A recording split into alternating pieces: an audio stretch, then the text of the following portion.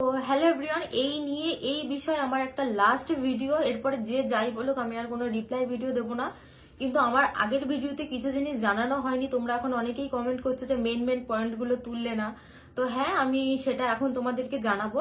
তার আগে বলে দিই, তোমরা অনেকেই কমেন্ট করছো যে আমি আগের ভিডিওটা প্রথমে ডিলিট কেন করেছিলাম। তার কারণ হচ্ছে এইসব ঝামেলাগুলো তো অনেকদিন আগের। তো তার কালকে রাত্রেবেলা একটা মেয়ে আমায় ফোন করে, পার্সোনালি ফোন করে বলে যে দিদি ভাই, আমার ফ্যামিলিতে খুব অশান্তি হচ্ছে, আমার ঝামেলা হচ্ছে, আমারও বিয়ে ঠিক হয়ে গেছে, তুমি এরকম ভাবে ফেস রিভিল করে দিলে। তো আমি সেটা মনে করে, এত জানোই স্ট্রাইক স্ট্রাইক খেলার খুব বাজে একটা খেলা শুরু হয়েছে এখন। তো সেসব কারণে আমি সেই ভিডিওটা প্রাইভেট করে দিই, পরে আবার ব্লার করে তারপর ভিডিওটা আপলোড করি। এটা হচ্ছে মেন কারণ। দ্বিতীয় হচ্ছে, তোমরা যেটা বলছো যে ও যেটা মেনশন করেছে যে আমার গলায় লাভ বাইট ছিল, আমি অন্য ছেলের সঙ্গে রাত কাটিয়ে এসেছি, নাকি সারাদিন অন্য ছেলের সঙ্গে ছিলাম। প্রথম কথা, এটা হচ্ছে একটা ফেক। আমার স্কিনে প্রবলেম আছে, সেটা আমার ছোটবেলা থেকে যারা আমায় চেনে তারা জানে। আমার এরজিমার সমস্যা, আমি তোমাদেরকে এটারও প্রমাণ দেবো। তোমরা নিজেরাই দেখো, এগুলো আমার পায়ে হয়েছে এক এক বছর এক এক জায়গায়, কখনো গাল কখনো পেট। আমার স্কিনে সমস্যা যেটা সবাই জানে, আমার গালে এরজিমা হতো প্রত্যেক বছর শীতকালে, তার জন্য আমি প্রচুর ওষুধ খাচ্ছি, মলম লাগাচ্ছি। আমি এখনো মলম দেখাবো। দেখো, এই যে হচ্ছে সেই মলমগুলো যেগুলো আমি ব্যবহার করতাম, প্রথমে এটা আমি ইউজ করেছি, আমার কমতো না। তারপর ডক্টর যেটা লিখে দিয়েছিল, এইটা দুটো ইউজ করেছি, দেখতে পাচ্ছ অনেক আগে থেকেই এই সমস্যাটা হয়। এই দুটো ইউজ করেও কমেনি, লাস্টে আমার এটা ইউজ করে কমেছে।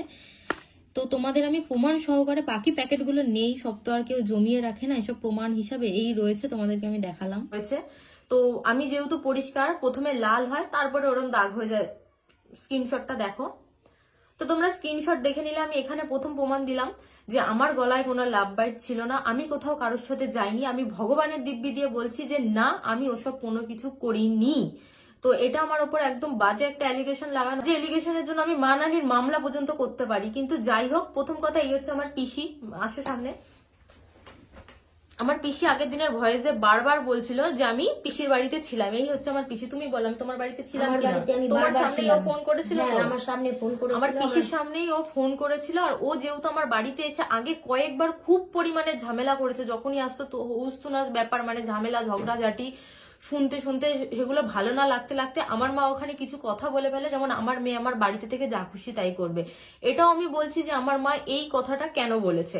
তার কারণ হচ্ছে, আমি যখন ওই বাড়িতে ছিলাম, সে রাত্রি 1:30 নেই 2টো নেই মেলায় চলে যাচ্ছে, ঘুরতে চলে যাচ্ছে, যেখানে খুশি চলে যাচ্ছে, সারা দিন বাড়ি থাকতো না, ফোনে ফ্রি ফায়ার খেলতো, অন্য মেয়ের সাথে কথা বলতো। এগুলো ওর বাড়ির লোক জানতো, এমন না যে একদমই কেউ কিছু জানতো না। কিন্তু ওর মা কখনো সেরকম জোর দিয়ে বারণ করেনি, বা বারণ করলেও শুনতো না। সেই ঝামেলাগুলোর কারণে, যেহেতু ঝামেলা হচ্ছিল, তো আমার মা ওই পয়েন্টে রাগের মাথায় কি বলবে বুঝতে না পেরে ওই কথাটাই বলেছে, আমার মেয়ে আমার বাড়িতে থেকে যা খুশি তাই করুক। তার আগে আমাদের ঝামেলা হচ্ছিল, আমি স্পষ্ট জানিয়ে দিই যে এই ঝামেলার মধ্যে আমি যাবো না। তুমি বলো এবার। যখন ও ফোন করে, আমি তো বললাম যে না, আমি আজকে বাড়ি আসবো না, কিন্তু আমি তো তোমার বাড়ি বসে, আমার বাড়ি বসেছিল।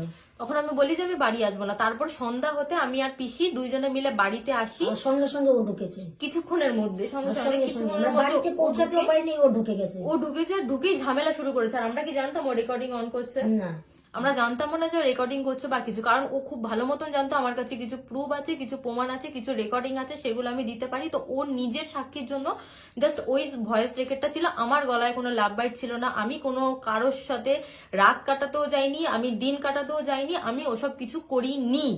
প্রথম কথা হচ্ছে এটা। আর সে যদি আমায় এতই ভালোবেসে থাকতো, সে ভিডিওর মধ্যে খুব সুন্দর করে বলছে যে এত কিছুর পরে আমি মেনে নিতে পারছি। আচ্ছা, তুমি কি পুরুষ মানুষ নও? তুমি কি কাপুরুষ?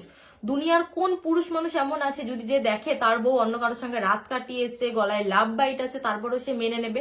খুব সুন্দর করে বলে দিচ্ছ যে আমি তারপরেও ওকে মেনে নিতে চেয়েছিলাম। দুনিয়ার কোনো পুরুষ মানুষ এসব জানার পরে মেনে নিতে চাইবে না। তুমি মেনে নিতে চেয়েছিলে, তোমার পেছনে ভয় ছিল তাই, যেটা সত্যি সেটা সত্যি। তারপরেও তুমি অপেক্ষা করনি। আর এই যে কথাটা আসছে না যে আমাদের 2 বছর আগে ডিভোর্স হয়ে গেছে, আমাদের 2 বছর আগে ডিভোর্স হয়নি, আমাদের ডিভোর্স ফাইনাল হয়েছে। আমার কাছে কাগজপত্র রয়েছে, ডিভোর্সটা ফাইনাল হয়েছে। এবার মার্চ মাসের কয় তারিখে হবে, হয়তো 5-6 তারিখের পরে, এই মার্চ মাসে গিয়ে আমাদের ডিভোর্সটা ফাইনাল হয়েছে। আর তোমার এটা আগে থেকেই প্ল্যান ছিল। একটা মেয়ে আমাকে ইনস্টাগ্রামে ডিএম করেছিল, তার সঙ্গে আমার একদিন কথা হয়, সেও জানিয়েছে যে সে একটু ভয় আছে যদি আমি চলে যাই, তো আমার ডিভোর্সের পরেই সে বিয়ে করবে, সেটা তার আগে থেকেই ঠিক করা ছিল। তো ডিভোর্সটা হবার অব্দি অপেক্ষা করছিল। ডিভোর্সের পেপারটা যে এসছে মাত্র 15 দিনও হয়নি, 6 থেকে 7 দিন হলো আমি ডিভোর্সের পেপারটা হাতে পেয়েছি, আমার বাবা নিয়ে এসছে। তো তার থেকে বড় কথা, আচ্ছা, তুমি যদি সংসারই করতে চাইতে, সংসার করার জন্য তুমি তো অপেক্ষা করতে, ওই অপেক্ষা তো করলে না। তোমার মা দুদিনের মধ্যে কেন পার্টির লোক নিয়ে এসে হাজির হলো? ঝগড়া হয়েছে ওর মধ্যে তোমার মধ্যে, কিন্তু দুজনের বন্ডিং তো দুজনে মানিয়ে নিতে পারলে না কেন? তাহলে মা বোনকে নিয়ে পার্টির লোককে নিয়ে কেন চলে এলে বাড়িতে? হ্যাঁ, হ্যাঁ, তার পার্টির বদলে লোকের কেন তোমাকে পার্টির লোক টাইম দিয়েছিল 3 মাস, কই 3 মাস তো মানলে না, 3 দিনের মাথায় এসে বাড়িতে কেন ক্যাচাল করলে? 3 তারপরেও দিনের মাথায় এসে ক্যাচাল করলে, তারপরে তোমাকে মেনে নিয়েছে, তারপরে ও সব করেছে। আমি যে তোমার মাকে আমার বাড়িতে নিয়ে গিয়ে বুঝালাম যে আপনি 2 দিন থাকেন, 2 দিন থেকে আপনার বৌমাকে আপনি বুঝিয়ে নিয়ে যান, তোমার মা এখানে থাকতে স্বীকার হলো না কেন? কারণ তোমার মার ইচ্ছে ছিল, 2 দিন থাকলো না। যেদিন পার্টির লোক নিয়ে এলে তোমার মাকে এত টানাটানি করলো। আমাকে নিয়ে আমি এইসব কথা তুলতামই না। যখন বললো যে আমি একা একাই ডিভোর্স দিয়ে চলে এসেছি, আমার এই পয়েন্টটা অনেক খারাপ লেগেছে যে একা একা একতরফা কোনো কিছু হয় না। আমি একা একা ডিভোর্স দিয়ে আসিনি।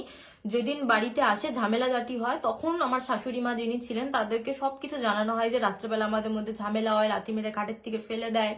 সেসব বলার পর বলে ওদের দুজনের মধ্যে কি হয় একটু একটু ওরকম, মানে সেটা বড় কোনো ব্যাপার নিল না। আমার মা তখন বলেছিল যে দিদি আমি তো আগেই জানিয়ে নিয়েছিলাম যে একটু নিজের মেয়ের মতন দেখবেন, কারণ আমার বয়সটা তখনও খুব বেশি ছিল না।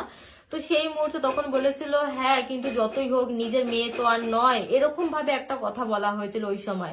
আমার মা বিয়ে ঠিক করার আগে, আমাদের তো প্রেম করে বিয়ে হয়েছিল, তখনও বলেছিল একটু নিজের মনের মতন দেখবে। কিন্তু ওনার পয়েন্ট এটাই যে নিজের মেয়ে নিজেরই হয়, আর বৌমা বৌমাই হয়। তো এখন তুমি যতই বলো আমি লক্ষ্মী ছিলাম, আমাকে লক্ষ্মী কখনো মনে করা হয়নি, এটা হচ্ছে তার সবচেয়ে বড় কথা। আর এখন একটা বদনাম দেওয়ার জন্য অনেক কথা আসছে, কিন্তু আমি ঠাকুর, আমি ভগবানের দিব্যি, আমি তো মানুষে বিশ্বাসী নই, ভগবানের বিশ্বাসী, তাই আমি তোমাদের প্রুফ দেবো।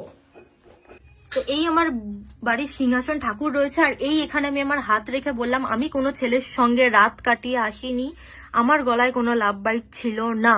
আমি এইসব ভিডিও বানাতাম না, কিন্তু অনেক মানুষ আমায় কমেন্ট করছে যে লাভ বাইট নিয়ে মেন কিছু বললেই না, যেটা সত্যি নয় সেটা আমি তখন তুলে ধরতে পারিনি। কালকে রাতে আমি রাগের মাথায় ভিডিওটা অন করে বসেছি, আমার পিসিও ছিল না। আমার পিসি সমস্তটা জানে, ওই ভিডিওর মধ্যে বারবার বলছে আমার বাড়ি ছিল আমার বাড়ি ছিল, কিন্তু ও নিজের মতো রেকর্ডিং করবে বলে যা খুশি তাই বলে দিচ্ছিল একা একা। ওই সময় আমার ভুল হয়ে গেছে, আমি এরম বলেছি। কারণ হচ্ছে ও অন্য একটা মেয়ের সাথে কথা বলতো, সেটা যখন ওর বাড়িতে আমি জানাই, ওর মা ওই সেম কথা বলেছিল, বন্ধু বন্ধু হিসাবে বলে ফেলেছে। আচ্ছা কোনো মানুষ তো বন্ধু হিসাবে রাত্রি 1টা-1:30টার সময় বাথরুমে গিয়ে ভিডিও কলে অন্য মেয়ের সাথে কথা বলে না, তার বউ যখন শুয়ে আছে। আমাদের বিয়ের কিছুদিন পর থেকে আমাদের দুজনের কম্বল আলাদা, ও আলাদা কম্বল নিয়ে শুতো, আমি আলাদা কম্বল নিয়ে শুতাম। কম্বলের ভেতরে ঢুকেও এইসব মানুষ মানে অন্য মেয়েদের চ্যাট করতো, এসব ঝামেলা ঝাঁটি অনেক কথা। এসব বলতে গেলে এখন হয়তো শেষ হবে না দিনকাল, তো সেসব আমি আর তুলছি না।